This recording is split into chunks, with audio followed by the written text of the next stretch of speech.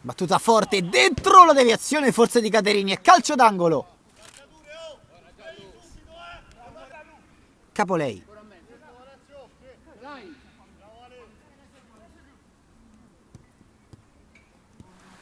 L'avanzata di Capolei. Capolei salta tutti. Capolei davanti al portiere. Prova a saltare anche Caterini che non si fa ingannare.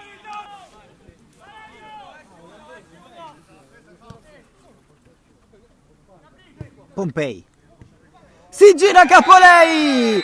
Il Checco in 2 minuti ha pareggiato. Prima con Spaziani e ora con Capolei. È andata in rete ed è 2-2. Potente.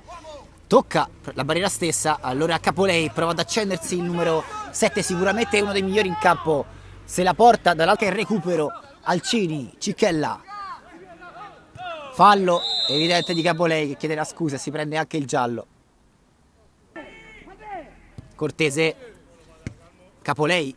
Prende velocità Capolei. Si accentra il numero 7. Il tocco per Spaziani. Spaziani spedisce fuori.